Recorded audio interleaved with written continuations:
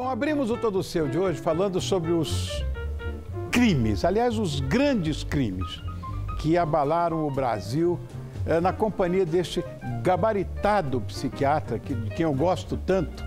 Aliás, psiquiatra forense, como se não bastasse. Foi médico-chefe do manicômio judiciário aqui de São Paulo por 10 anos. É um perito habilitado e acreditado nos tribunais judiciários de São Paulo há mais de 40 anos. Nosso parceiro, nosso colaborador e um querido amigo. Com todo esse introito, basta dizer boa noite, Guido Palomba. Tá bom, que não precisa se levantar. Boa noite, Rony, bom, que bom. Muito obrigado pelo convite. Imagina, por mim você ficava aqui o dia inteiro. Muito obrigado. Sempre, todos os dias. Obrigado por ter vindo, Guido. Bom, vamos começar por uma pergunta que eu acho talvez simplista, mas na sua visão acadêmica deve ter um outro significado. O que caracteriza o que nós vulgarmente chamamos de loucura? Eu acho que é uma pergunta muito boa, muito oportuna e importante, mas antes, muito obrigado pelo convite, viu, Rony? Por favor. Todas as vezes que eu venho aqui, eu me sinto, assim, muito prestigiado. Eu gosto muito de você. Eu sou seu fã desde sempre. Obrigado, viu? querido. Eu muito gosto obrigado. muito de você. Mas loucura, numa palavra simples, é a ruptura com a realidade. O que é romper com a realidade? Para o doente mental, para o louco, a realidade é outra. Não essa que nós estamos vivendo. Por exemplo, um relógio pode ser um sinal para raptá-lo. Ele escuta vozes que só ele escuta, nós não escutamos.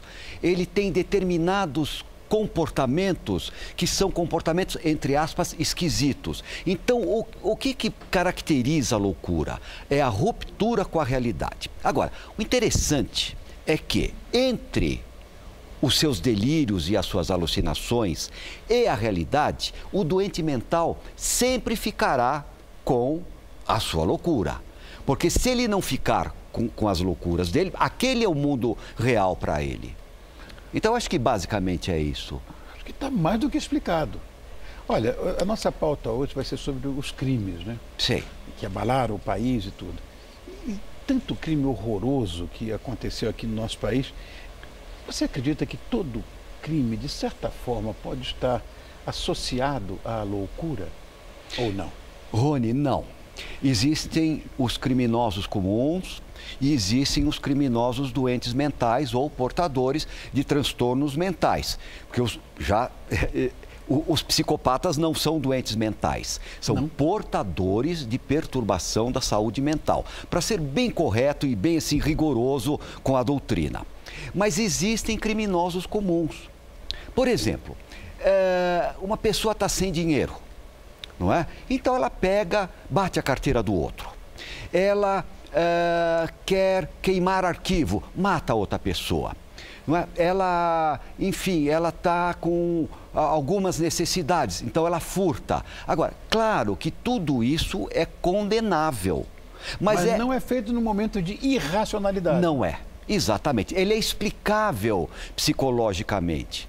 Claro que moralmente é condenável e juridicamente também, mas ele é explicável psicologicamente. Agora, digamos, pegar uma metralhadora, entrar dentro de um cinema, disparar essa metralhadora contra pessoas que nunca viu, sem reivindicar nada, sem roubar nada, ser ainda preso com essa metralhadora carregada, não é? E sem oferecer resistência. Isso já não é explicável psicologicamente. É preciso, no mínimo, uma pitada de psicopatologia, de anormalidade mental.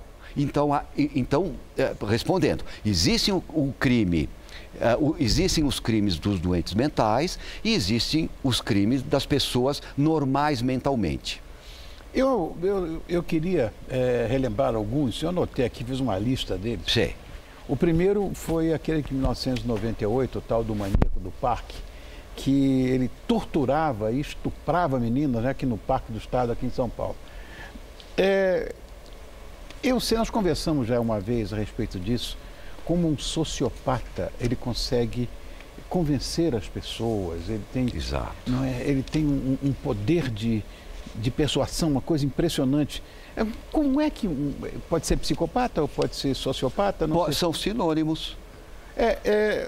Como é que ele seduz as vítimas, esse cara aí, por exemplo? Sim. Porque, Rony, eu acho que a melhor explicação, eu não consigo até hoje uma explicação diferente, melhor. De um lado tem a noite, do outro lado tem o dia e no meio a aurora. De um lado tem a doença mental, do outro lado a normalidade mental e entre a loucura e a normalidade tem a zona fronteiriça. Quem são os habitantes da zona fronteiriça? São os psicopatas, ou seja, não são nem loucos e nem normais. O louco, ele rompe com a realidade.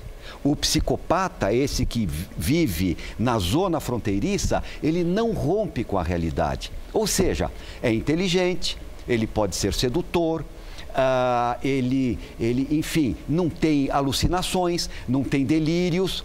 E ele, nesse estado dele, ele pode muito bem seduzir as pessoas. Agora você perguntaria, qual é a normalidade dele, então, para ser um habitante da zona fronteiriça? São valores éticos e morais reduzidos, às vezes até nulos, um defeito profundo na afetividade,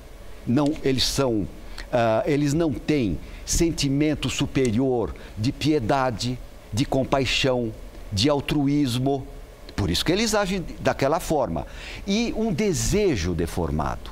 Então, isso caracteriza esses fronteiriços psicopatas, habitantes dessa zona entre a loucura e a normalidade mental. Eles têm consciência de que estão fazendo mal a quem quer que seja?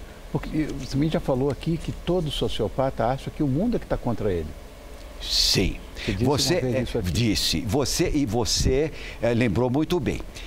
Eles podem ter até consciência de que eles estão fazendo isso. Porém, um detalhe, muitas vezes eles não conseguem frear aquela deformidade que eles têm dentro deles. Agora, um fato é básico, Rony, é básico do psicopata. Eles não têm remorso daquilo que eles fazem. Ausência completa de remorso. Por exemplo, ele assassina uma pessoa, não é? Se você perguntar se ele está arrependido daquilo que ele fez, ele fala, claro, doutor. Quantas vezes eu não escutei? Claro, Guido, eu estou preso, eu estou há 3 meses preso, estão me chamando de monstro. Quer dizer, que tipo de arrependimento é esse? É um arrependimento com as consequências negativas daquilo que recaiu sobre ele. E não com a sorte da vítima. Então, por isso que eles acham que o mundo está errado, né? Eu já vi psicopatas absolutamente incríveis. Por exemplo, um matador de homossexuais, um serial killer, matou 11 pessoas e eu examinando, eu perguntei para ele, você está arrependido desse último crime que você fez? Porque são perguntas clássicas, né? Lógico. Ele falou, olha, Guido, eu acho que eu não tenho culpa. Mas quem mandou ele me convidar para tomar um drink na casa dele? Se ele não tivesse me convidado, ele não teria morrido. Então, é nesse nível de... Mas não desenvolve nenhuma relação de afetividade com um filho, por exemplo, com a esposa, com a namorada? Não. O verdadeiro, não. Todas as relações afetivas que ele desenvolve, há um interesse secundário. Então, por isso que eles podem ser sedutores. Eles seduzem. Para quê? Levar aquilo que eles querem para o lugar que eles bem entendem. É engraçado isso mesmo. Eu já ouvi falar em tanta coisa, necrofilia, o cara mata e depois...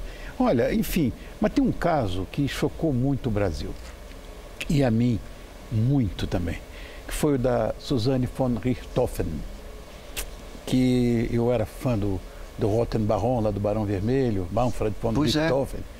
Como aviador, todo aviador adora esse cara, né? Exato. Ele, com um sobrenome desse, arquitetou o assassinato dos pais junto com os irmãos Cravinhos. Enfim, ela tinha algum grau de psicopatia?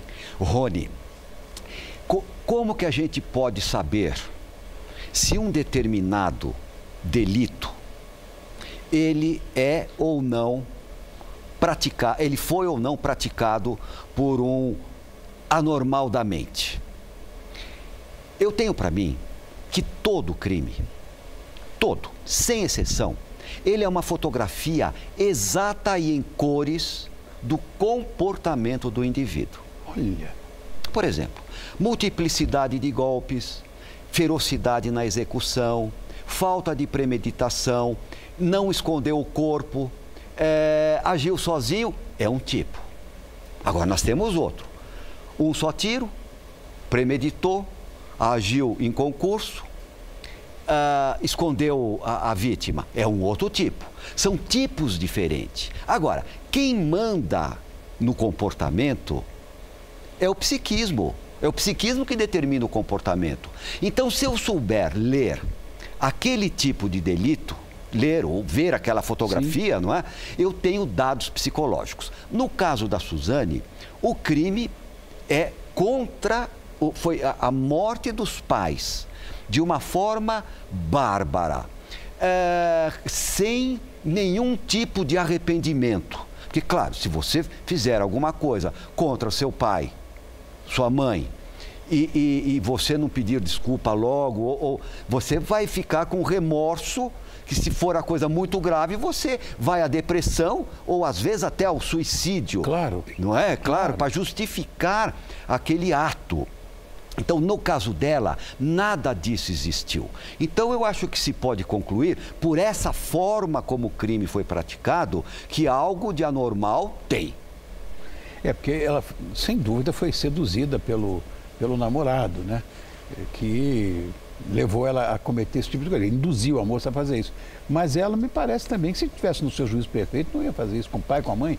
Mas você acha que alguém conseguiria induzir uma pessoa normal a matar o pai e a mãe?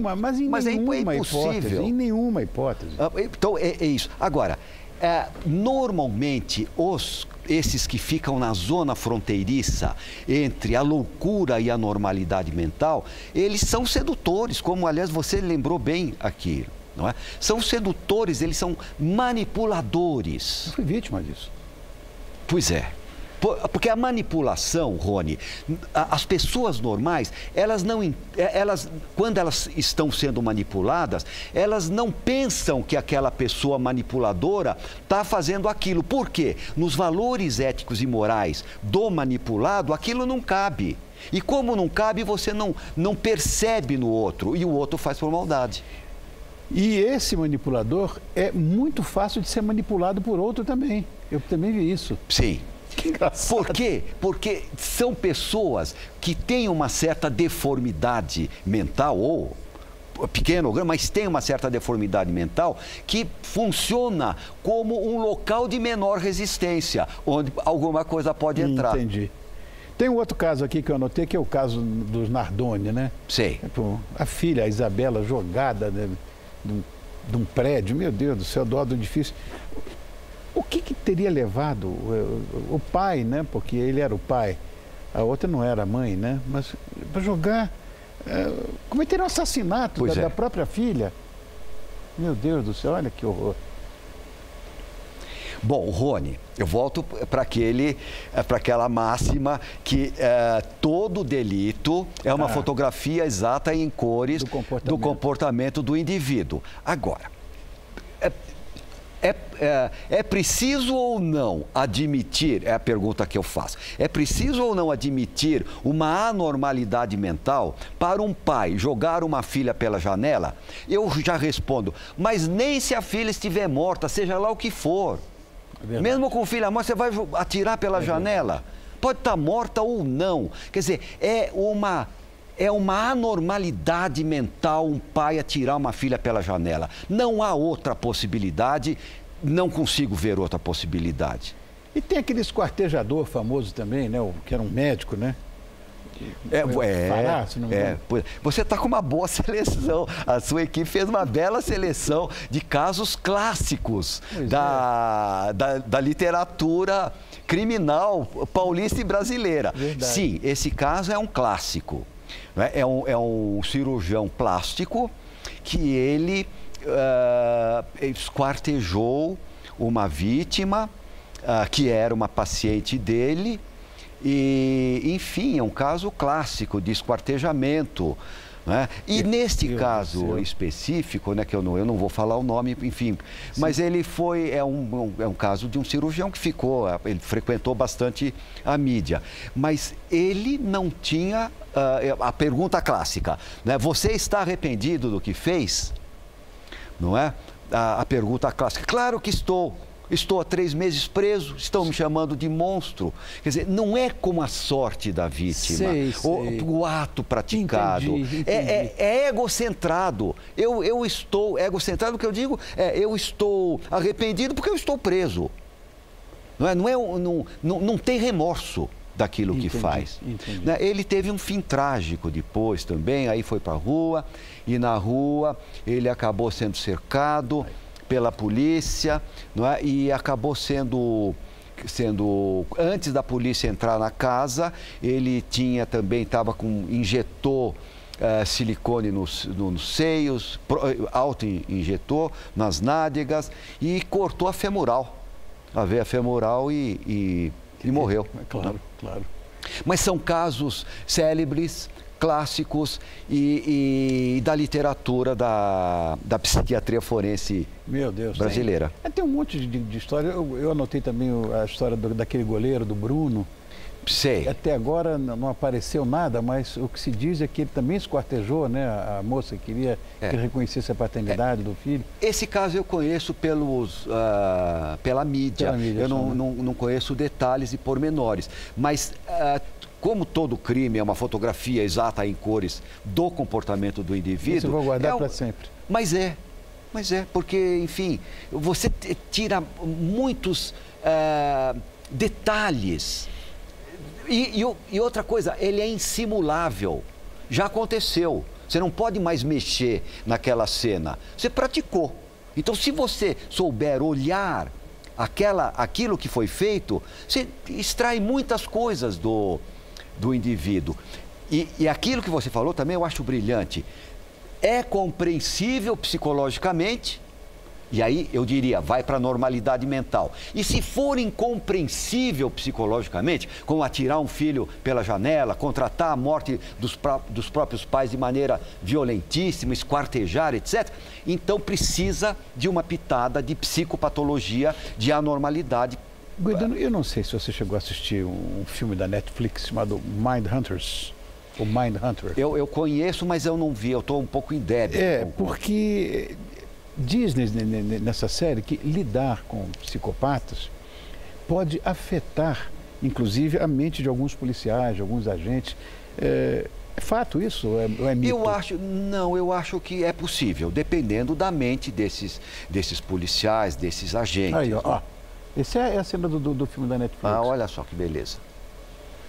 E eles falam com tanto psicopata que acabam pirando também. If you do go to Rockabilly, you definitely need to meet Ed Kemper. They call him the co-ed killer. Do you think the Kemper would talk to us? Try to stop him. Shepard finds out you've been interviewing the co-ed killer. Isso aí. Você sabe o que eu acho? Que todas as pessoas que lidam com esses casos extremos, por exemplo, médicos que fazem autópsia, é horrível aquilo, não é? Pessoas, bombeiros, que eu acho que se eles não souberem separar o trabalho do dia a dia, eles podem se tornar insensíveis, e aí é ruim. Todas as vezes que você se torna insensível, seja lá o que for, é ruim. Então, eu penso que esta série procura mostrar uma certa insensibilidade que acaba acontecendo com alguns policiais ou agentes quando eles estão lidando com essas personalidades psicopáticas que são terríveis. Estão me dizendo que já esgotei o tempo, já estourei o que eu podia ter tempo contigo. É tão raro você vir aqui, né, Guido? Eu quero agradecer muito a sua presença, viu? Esse brilhante psiquiatra forense que é o Guido Palomba, que é uma referência nesse mistério que é tão complexo. Obrigado, viu, querido? Eu que agradeço. Muito obrigado, Rony. Foi um prazer mais uma vez. Obrigado, Guido.